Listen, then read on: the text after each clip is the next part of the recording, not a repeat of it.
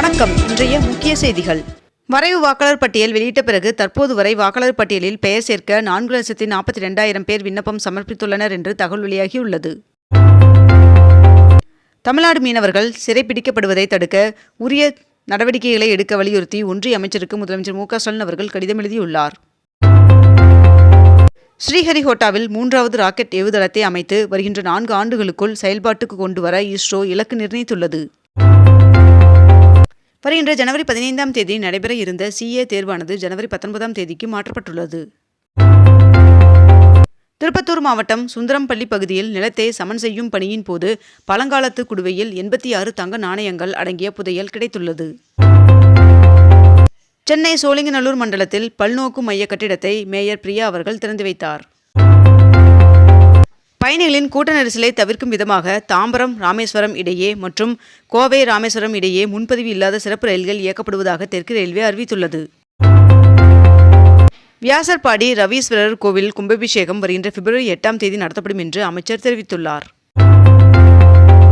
மறைந்த தேமுதிக தலைவர் விஜயகாந்த் அவர்களின் நினைவு தினத்தை ஒட்டி சென்னை கோயம்பேட்டில் உள்ள தலைமை அலுவலகத்தில் விஜயகாந்த் அவர்களின் உருவ சிலைக்கு பிரேமலதா விஜயகாந்த் அவர்கள் மலர்தூவி மரியாதை செலுத்தினார். தொடர் விடுமுறையை ஒட்டி சென்னை வண்டலூர் பூங்காவில் 2 நாட்கள் 30,000 பேர் பார்வையிட்டனர் என்று தெரிவிக்கப்பட்டுள்ளது. திருவண்ணாமலைக்கு புதிய சிட்கோ தொழிற்பேட்டை உட்பட 6 புதிய திட்டத்திற்கான அறிவிப்புகளை முதலமைச்சர் மு.க.ஸ்டாலின் அவர்கள் அறிவித்துள்ளார். நலம் காக்கும் ஸ்டாலின் திட்டத்தில் இனி வாரம் 2 நாட்கள் முகாம்கள் நடைபெறும் என்று அமைச்சர் மா. சுப்பிரமணியன் அவர்கள் தெரிவித்துள்ளார். சபரிமலை ஐயப்பன் சுவாமி கோவிலில் மண்டல பூஜை காலத்தில் 332 கோடி ரூபாய் வருவாய் கிடைக்கப்பெற்றுள்ளதாக தெரிவிக்கப்பட்டுள்ளது. வருகின்ற பிப்ரவரி 17ஆம் தேதி இறுதி வாக்காளர் பட்டியல் வெளியிடப்படும் என்று தலைமை தேர்தல் அதிகாரி அர்ச்சனா பட்நாயக் அவர்கள் அறிவித்துள்ளார். குடியரசுத் தலைவர் திரௌபதி முர்மு அவர்கள் கர்நாடக மாநிலம் கார்வார் துறைமுகத்திலிருந்து இந்திய கடற்கரையின் நீர்மூழ்கி கப்பலில் கடல் பயணம் மேற்கொள்ள உள்ளார். புதுச்சேரியில் துணை ஜனாதிபதி CB ராதாகிருஷ்ணன் அவர்களின் வருகையொட்டி 29ஆம் தேதி ட்ரோன்கள் பறக்க தடை விதிக்கப்பட்டுள்ளது. புதிதாக உருவாக்கப்பட்ட 4 மாநகராட்சிகள் 10 நகராட்சிகளுக்கான கவுன்சிலர்களின் எண்ணிக்கையை நிர்ணயித்து அரசிதழ் வெளியிடப்பட்டுள்ளது. தமிழ்நாடு முழுவதும் நேற்று நடைபெற்ற உதவி பேராசிரியர்கள் தேர்வை 42,064 பேர் எழுதினர். திருவண்ணாமலை மாவட்டம் கலசப்பாக்கத்தில் கலைஞர் சிலையை முதலமைச்சர் மு.க.ஸ்டாலின் அவர்கள் திறந்து வைத்தார். ஒவ்வொரு ஆண்டும் ஜனவரி மாதம் திருக்குறள் சார்ந்த பல்வேறு நிகழ்வுகளை மாநிலம் முழுவதும் நடத்த அரசாணை வெளியிடப்பட்டுள்ளது.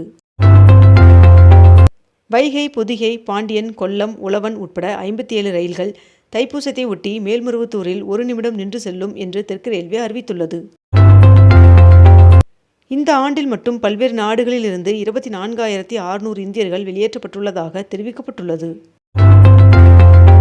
தமிழகத்தில் பொங்கல் தொகுப்பு வருகின்ற ஜனவரி 10ஆம் தேதிக்குள் அனைவருக்கும் வழங்கப்படும் என்று அமைச்சர் காந்தி அவர்கள் அறிவிப்பை வெளியிட்டுள்ளார். 22 கேரட் ஆபண தங்கத்தின் விலை சவரனுக்கு ஒரே நாளில் 1,680 ரூபாய் அதிகரித்து 1 சவரன் 1,04,800 ரூபாயாகவும் 1 கிராம் 13,100 ரூபாய்க்கும் விற்பனை செய்யப்பட்டு வருகிறது. இதனைத் தொடர்ந்து 1 கிராம் வெள்ளியின் விலை கிராமிற்கு 31 ரூபாய் அதிகரித்து 1 கிராம் வெள்ளி 285 ரூபாய்க்கு விற்பனை செய்யப்பட்டு வருகிறது. தருமபுரி மாவட்ட மத்திய கூட்டுறவு வங்கியின் புதிய கிளை இண்டூரில் வருகின்ற 29ஆம் தேதி தொடங்கப்பட உள்ளதாக தெரிவிக்கப்பட்டுள்ளது. வருகின்ற டிசம்பர் 30, 31 மற்றும் ஜனவரி 1 ஆகிய தேதிகளில் டிக்கெட்கள் இருந்தால் மட்டுமே திருப்பதியில் தரிசனம் செய்யலாம் என்று தெரிவிக்கப்பட்டுள்ளது. திருவண்ணாமலை மாவட்டம் சேத்துப்பட்டில் 12 கோடியில் 37 ஏக்கரில் புதிய சிப்காட் தொழிற்பேட்டை அமைக்கப்படும் என்று முதலமைச்சர் மு.க.ஸ்டாலின் அவர்கள் அறிவித்துள்ளார். பான் கார்டை ஆதார் கார்டுடன் இணைப்பதற்கான காலக்கெடு வருகின்ற டிசம்பர் 31ஆம் தேதியுடன் முடிவடைகிறது என்று தெரிவிக்கப்பட்டுள்ளது. 5 மாநிலத்தின் தேர்தல் குறித்து விவாதிக்க டெல்லியில் காங்கிரஸ் செயற்குழு கூட்டம் தொடங்கியது. வாக்காளர் பட்டியலில் பெயர் சேர்க்க மற்றும் திருத்தம் செய்ய தமிழகத்தில் 75,000 வாக்குச்சாவடிகளில் இன்றும் நாளையும் சிறப்பு முகாம் நடைபெற உள்ளது. திருவண்ணாமலையில் வேளாண் கண்காட்சி மற்றும் உழவர் நல சேவை மையங்களை முதலமைச்சர் மு.க.ஸ்டாலின் அவர்கள் தொடங்கி வைத்தார். ஆன்லைன் மூலம் ரயில் டிக்கெட் முன்பதிவு செய்வதற்கு ஜனவரி 12ஆம் தேதி முதல் புதிய நடைமுறை அமலுக்கு வருவதாக தகவல் வெளியாகியுள்ளது. சம ஊதியம் கோரி போராட்டத்தில் ஈடுபட்ட இடைநிலை ஆசிரியர்களுடன் சென்னை தலைமை செயலகத்தில் பள்ளிக்கல்வித்துறை செயலாளர் நடத்திய பேச்சுவார்த்தை தோல்வியடைந்தது. தமிழகத்தில் இன்று முதல் ஜனவரி 25ஆம் தேதி வரை இருப்பிட சான்றிதழை கட்டணமில்லாமல் பெறலாம் என்று தமிழக அரசு தெரிவித்துள்ளது. 2026ஆம் ஆண்டின் முதல் ஜல்லிக்கட்டு போட்டி தச்சங்குறிச்சியில் வருகின்ற ஜனவரி 3ஆம் தேதி நடைபெற உள்ளதாக தகவல் வெளியாகியுள்ளது. 5 கோடி யூனிட் மின் உற்பத்தி செய்து சூரிய சக்தியில் தமிழ்நாடு புதிய உச்சத்தை எட்டியிருப்பதாக மின்வாரிய அதிகாரிகள் தெரிவித்துள்ளனர். வேலூர், திருவண்ணாமலை உட்பட 5 மாவட்டங்களுக்கு 1338 டன் உரங்கள் ரயில் மூலம் காட்பாடிக்கு வந்தது. புதுச்சேரியில் ரேஷன் கடைகளில் இலவசமாக 1 கிலோ கேழ்வரகு மாவு வழங்கப்படும் என்று புதுச்சேரி முதலமைச்சர் ரங்கசாமி அவர்கள் தெரிவித்துள்ளார். மகளிர் உரிமைத்துறையின் சார்பில் திருமண நிதியுதவி திட்டங்களை அமைச்சர் சேகர்பாபு அவர்கள் வழங்கினார். வரி விதிப்பால் பாதிக்கப்பட்ட தொழில்களுக்கு தமிழ்நாடு தொடர்ந்து துணை நிற்கும் என்று முதலமைச்சர் மு.க.ஸ்டாலின் அவர்கள் எக்ஸ் தளத்தில் பதிவிட்டுள்ளார். இன்று முதல் ஜனவரி 25ஆம் தேதி வரை இருப்பிட சான்றிதழை கட்டணமில்லாமல் பெறலாம் என்று தமிழக அரசு தெரிவித்துள்ளது. தமிழ்நாட்டில் வரைவு வாக்காளர் பட்டியல் வெளியிட்ட பிறகு இதுவரை 1,83,111 பேர் பெயர் சேர்க்க விண்ணப்பம் சமர்ப்பித்துள்ளதாக தேர்தல் ஆணையம் அறிவித்துள்ளது. திருப்பதி ஏழுமலையான் சுவாமி கோவிலில் அதிகளவு பக்தர்கள் வருவதன் காரணமாக VIP டிக்கெட் தரிசனம் இன்று முதல் 3 நாட்களுக்கு ரத்து செய்யப்படுவதாக அறிவிக்கப்பட்டுள்ளது. தனியார் பேருந்துகளை வாடகைக்கு எடுத்து அரசு சார்பில் இயக்குவது தொடர்பாக வரைவு அறிக்கை வெளியிடப்பட்டுள்ளது. முதலமைச்சர் மு.க.ஸ்டாலின் அவர்கள் கல்லூரி மாணவர்களுக்கு மடிக்கணினி வழங்கும் திட்டத்தை வருகின்ற ஜனவரி 5ஆம் தேதி தொடங்கி வைக்க உள்ளார் என்று தகவல் வெளியாகியுள்ளது. முதலமைச்சர் மு.க.ஸ்டாலின் அவர்கள் கள்ளக்குறிச்சியில் மாவட்ட ஆட்சியர் அலுவலகத்தை திறந்து வைத்து 2 லட்சம் பேருக்கு நலத்திட்ட உதவிகளை வழங்கினார். நாடு முழுவதும் இன்று முதல் ரயில் டிக்கெட் கட்டணங்களை உயர்த்தப்படுவதாக ரயில்வே அறிவித்திருந்த நிலையில் இன்று முதல் திருத்தப்பட்ட ரயில் கட்டணங்கள் அமலுக்கு வருகிறது என்று தெரிவிக்கப்பட்டுள்ளது.